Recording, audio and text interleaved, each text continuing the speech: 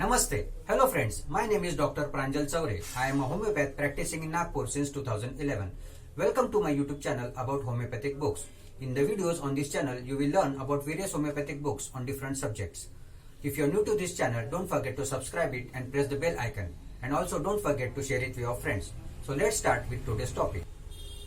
Hello friends, today's topic is homeopathic books on hepatobiliary and renal complaints. The first book is The Diseases of the Liver by J. Compton Burnett. Dr. J. Compton Burnett was a famous British homeopathic stalwart. The details about the author have been shared in the previous videos. This book was published in the year 1890.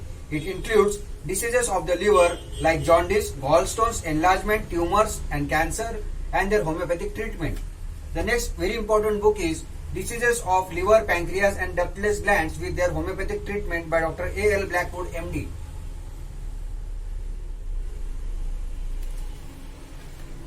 Dr. Blackwood was an American stalwart. Details about the author have been already shared in the previous videos. This book was published in the year 1907. This book contains the primary facts common to all medical schools together with the homeopathic treatment. The essential of each topic discussed has been given in a manner that is readily accessible.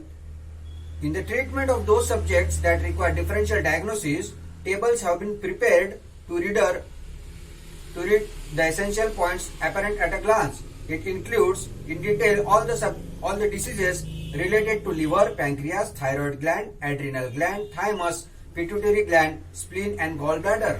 This is a very important book. The next book is Diseases of the Spleen by J. Compton Burnett.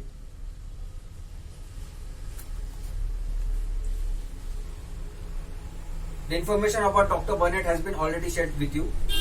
The author has given a brief account of various remedies used for different conditions of spleen.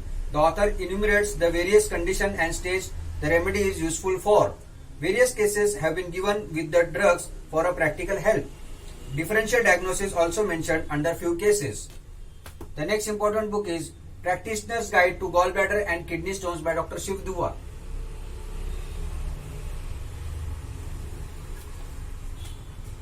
Dr. Dua was a famous Indian homeopath. He was a MA, DI homeopath and HMD from London. This book is written for learners and practitioners to combine and integrate their concept and skill into practical objectives of success. The book is also designed to sufficiently educate students on the functioning of the concerned organs. The book also depicts a realistic approach experienced by reputed physicians and authors of books to allow readers to consider remedies adopted by them for cases of gallbladder and kidney stone complaints. The next important book is Diseases of the Kidneys and Nervous System by A. L. Blackwood. This is a very important book. Dr. Blackwood was a MD. His name was Alexander Leslie Blackwood, born in the year 1862 and died in 1924. He was a professor at Hahnemann Medical College, Chicago.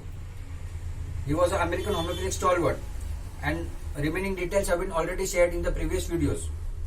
The author has endeavored to present the facts as he has observed them in his clinic, hospital and private practice, and as a result of this observation, the unproven have been omitted and the verified and practical have been incorporated. Special attention has been devoted to the subject of diagnosis, differential diagnosis, hygienic and dietetic treatment, as well as the selection of the indicated remedy.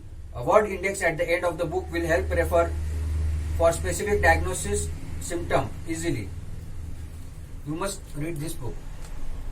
The next important book is King Gland Prostate, No Care and Cure by Dr. Shiv Dua. It includes homeopathy, Ayurveda, yoga, naturopathy, diet, acupressure, magnetotherapy.